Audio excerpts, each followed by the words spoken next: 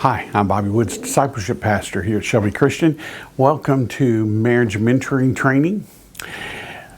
In every culture throughout human history, mentoring has been the primary means of passing on knowledge and skills.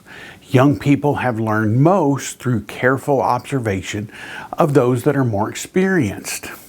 So what is a mentor?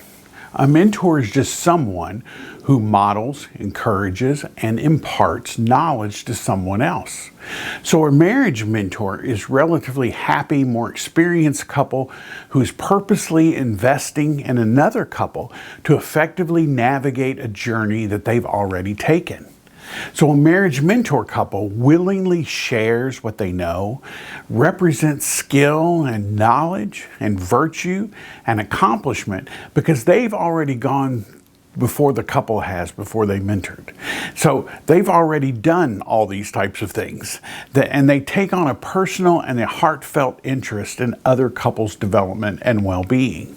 And they offer support, they challenge, they show patience and enthusiasm while guiding other couples to new levels of competence in their marriage. And they point the way and represent tangible evidence of what another couple can become. So they expose the mentorees, mentoring to new ideas, to new perspectives and new standards. And they have more expertise in terms of knowledge, yet view themselves as equal to those they mentor. A mentor is not a mother or father. Your job is not to parent a couple you are mentoring. You are not on call for every crisis they have in their life. And it's not necessarily going to be a long-term relationship. For you are not a professor, and your life experience is your teaching skill. You are not a know-it-all. Your job is not to have all of the answers. So the ultimate purpose of marriage mentoring is to lovingly invest in the preparation, maximization, and restoration of lifelong marriages by walking alongside couples who are less experienced than their mentors.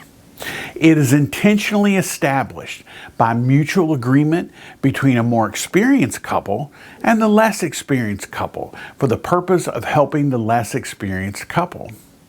The most important factor in a successful marriage mentoring is who you are as a couple. So what do you need to show in order to be a successful mentor? First thing you need to show is warmth. A mentor who possesses warmth brings a sense of relaxation and comfort to the relationship. Warmth does not mean smothering your couple, but simply conveys a respect for them as fellow believers.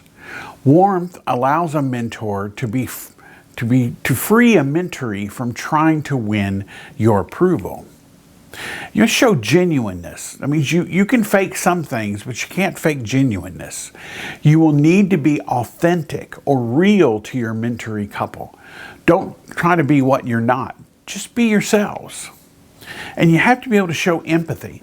You need to put yourselves in their shoes. Try to understand them without necessarily passing judgment.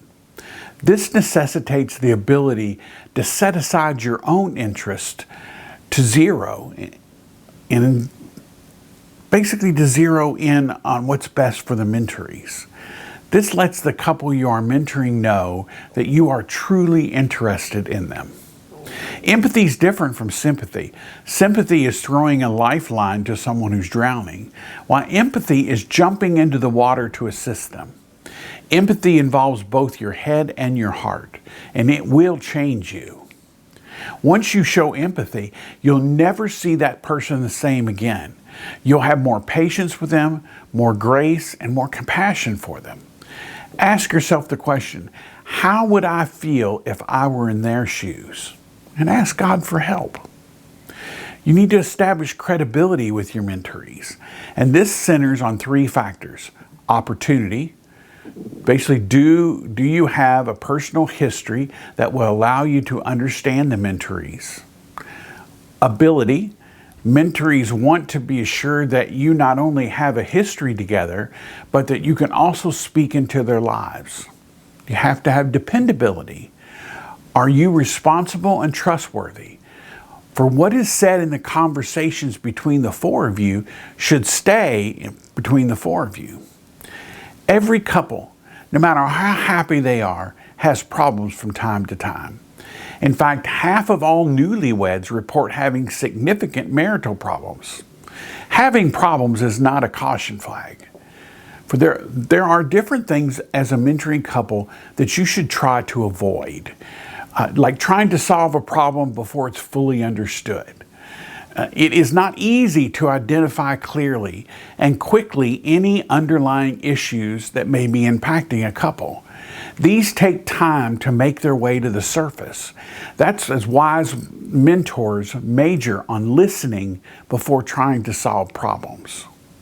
You'll need to set limits. That means that you are not on call 24/7 to resolve every issue in their marriage. It's good for your mentorees to see this kind of boundary setting modeled in your own marriage. You have to not worry about a fear of silence.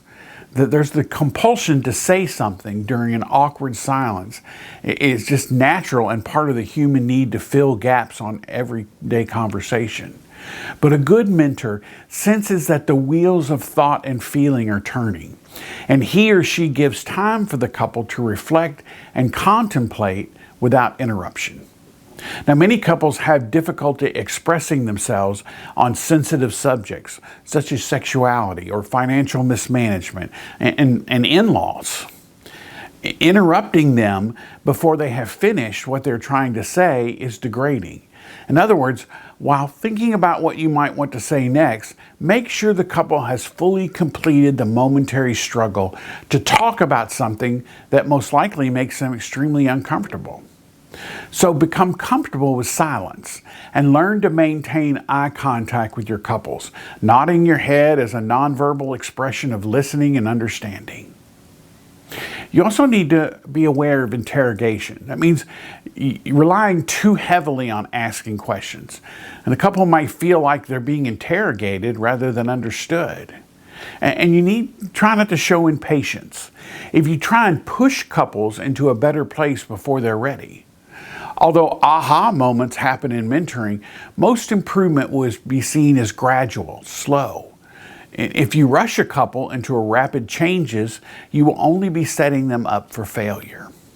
You have to avoid moralizing. You are never required to compromise your convictions, to relinquish your beliefs or values or morals. But nevertheless, regardless of your couple's behavior, you must refrain from passing judgment on the personhood of either of them as fellow believers. For a primary goal in mentoring is not to condemn, but to understand. This is what will give you credibility, and if not the right, to explore more constructive or biblically sound alternatives. Earn the right to be heard. If you allow the process of mentoring to do good in your own marriage, if you will be receptive to the two-way process, the blessing you will find in mentoring will be doubled. And we often learn more when we teach. Now, there are three types of couples that you may be mentoring. One is preparing. That's basically building solid foundations for engaged and newlywed couples. Then there's maximizing marriages, which basically deepening and enriching marriages that are already stable. Then there's repairing, which basically you're encouraging couples who are having trouble, that are in distress. Now, approximately 25% of marital disruptions occur before the third anniversary, and 32% of all couples who are separated or divorced do so by the fourth year of marriage. Now, there are things that cause conflict in couples. One is like roles and responsibilities. Basically teaching negotiation and adjusting expectations between the two of them. There's emotional fulfillment, which basically is learning how to give and receive love and affection. Then there's personal habits, sleep patterns, how they squeeze the toothpaste, spending behavior. And then there's something called gender roles. Basically negotiating that reflects individuals' personalities, skills, needs, interests, values, and equality. Little things like who's going to mow the lawn, Who's going to do the laundry? Who's going to clean up after dinner? And of course, there's sexuality. Basically making adjustments with each other by learning how to physically discover mutual pleasure, satisfaction, and frequency. By far the most common question for new couples has to do with differing sexual desires. When asked about sexuality, don't ignore it, but help them discuss it with each other. Ask them their opinions before you give them any advice. Then you can reveal what's worked and what hasn't for the two of you. And there's communication. Basically, you're going to help them develop skills that allow resolution to conflicts and increase intimacy. I recommend personally that you teach couples how to spend at least 10 minutes a day sitting in front of each other, eye-to-eye contact, phones away, TV off, kids asleep, and spend time just talking about their day. Now, of course, finances are also a big problem sometimes with couples. Managing budgets and financial matters, for the person who holds the purse strings often wields the power. Money, especially for men, represents the measure of personal success and self-worth. Now, there's also their family, their established relationships with their extended family, and how to set boundaries between the couple and the rest of the family. 3/4 of all married couples have had problems with their in-laws at some point. Parents and other in-laws will intrude into the life of this couple. Now, you as a mentor want to avoid choosing sides, and you never want to pass judgment on either set of their parents. What you do want to do is being a solid sounding board. You want to listen. You want to talk about your own past in-law issues. And it's a good chance that they will be brought up. If not, it's a good topic for you to initiate. Like maybe talking about holidays. How do they celebrate them? What does the holiday look like for each person? And you might need to talk about how you developed your own traditions. Let them see that they are a family together. And they may need to start their own holiday traditions. Now, managing conflict. Conflict begins when one person doesn't get something they want. I mean, it's a simple point, but remembering where conflict comes from is often the first step to resolve it. Conflict is ultimately the price smart couples pay for a deepening sense of intimacy. No matter how much a couple loves each other, they will encounter conflict. So help your couples to avoid burying their differences. Repressed conflict is usually resurrected. If something is bothering one of them, it is always best to have them put it on the table and to discuss it. Now, here's some tips on guiding them to fight fair. Help them plan a peace conference. Set a time to discuss what is bothering them face to face. Encourage a win-win attitude. In other words, teach them to understand their partner before proving their case. I mean, they aren't attorneys facing off. The goal of conflict is not to prove your partner wrong so that you win, but to understand one another so you both win. Attack the problem, not the person. Teach them not to put their partner down, and do not insult their partner. Teach them to flex and to yield to one another. Now, there's also the idea of faith in marriage. We want to make sure the couple is consistently in worship together and involved in some kind of life group here at church. Teaching them the need to do a daily time together of devotion and prayer. If the couple doesn't do daily devotions, I have different books that I can give you to give to them. I just really encourage them to take 10 minutes, maybe every night before they go to bed or first time when they get in the morning, whatever it is, the good quiet time, the two of them can read the devotional together and to pray. And basically, as they do that, not only will their relationship with Christ get stronger, but we know the closer they get to Christ, the closer that they'll get to each other. Now, friendships, making friends with other married couples and being involved in our church community is very important for any couple. Now, the goal of conflict, again, is not to prove your partner wrong. I want you to try to help them note a lot of the little things. Teach them to intentionally enjoy a tender touch when they arrive home before getting into the nitty-gritty tasks for the rest of the day. Show them the need to be courteous to each other. You know, I really think that there's nothing more damaging in a relationship than couples who constantly try and put each other down, who constantly bring up old things and rehash things over and over again. You also need to teach them to continue dating, to help them keep the romance alive. A couple needs to keep romance alive, there's no question. They need to spend quality time with each other, just the two of them. That means no kids. And they need to talk to one another, again, face to face. Now, when you talk about children and parenting, having a parenting discussion is vital, even if they don't have kids yet. Children take time and attention away from marriage, and sometimes they can suck all the hours out of the day and fill up every spare cell in your brain. Being a parent is wonderful, only somehow it's made to be a spouse difference. As new moms and dads, the couple you may be mentoring each has specific roles to keep a good marriage going.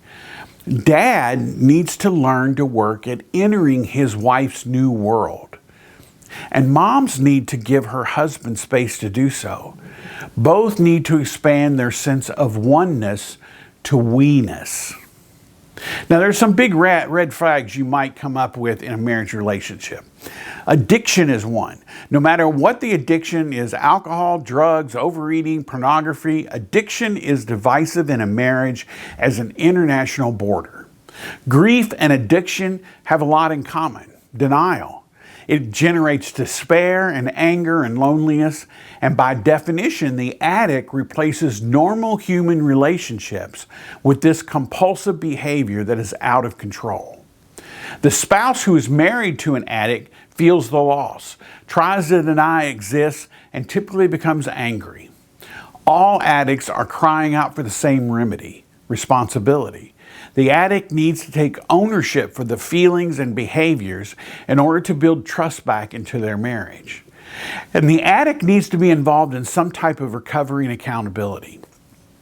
I would encourage you to help them by getting them involved in our community recovery program. It meets every Wednesday evening at the church. Now, another big red flag sometimes is infidelity. Research shows that 24% of men and 14% of women have had sex outside of their marriages. Mentoring a couple who has had infidelity in their marriage requires a lot of care. The first question they may be asking is it even possible to recover? The answer is yes, but they have to be willing to slog through the pain and the anger that comes. The plan in infidelity is to rebuild trust. How? First, by making sure that the offending spouse has given up any contact between the person they had the affair with. That means any contact at all. Also, hold the offending person accountable to their spouse. That means they must be willing to answer any questions that their spouse may ask. Allow them to look at their phone every single day and putting a tracking app on their phone. Increasing communication between the couple, taking care to let each other know where they are at any given moment. To the spouse who has remained faithful, you should only ask questions if you really want the truth. You must steer clear of the temptation to use any information you receive as a way to beat up your partner for ammunition down the road. This is not something you can get over quickly, and you will need to give yourself time to recover. Now, after hearing all of this, I hope the mentoring may seem a bit daunting, but it's easier than you realize. Remember just to work as a team. Each of you will have different approaches to the same problem, and use the wisdom you have gained together in your relationship to help your mentees. Establish obtainable outcomes by setting objective and attainable goals, making sure that they align with God's purpose. Ask quality questions. Put the focus on your mentorees. And listen to understand, not to respond. And listen for feelings by active listening. Now, I will tell you again, you do not have all the answers. And if they ask you a question you don't have an answer for, just say, I'm not sure. That's a good question. Let me get back to you on that. Often when mentorees ask questions, they don't want advice, they just want to connect. They want you to be real, not necessarily knowledgeable on all things. In fact, in your first session with this new couple, tell them your story. This requires vulnerability by you. Share your ups and your downs, your conflicts, past and present, and you need to be humble. Lastly, pray together each time you're together. No need to use fancy words or ideas. Just tell God what is on your heart and ask Him to help and to bless this couple that you're meeting with. This concludes our training and mentoring. If you want additional training, I can provide you with the book, The Complete Guide to Marriage Mentoring. Each of you couples will receive the book, 51 Creative Ideas for Marriage Mentors. Now, if you have any additional questions or a couple asks you a question you don't know the answer to, please feel free to call me here at the church office or email me at bwoods@shelbychristian.org. I pray that God blesses you as you embark on this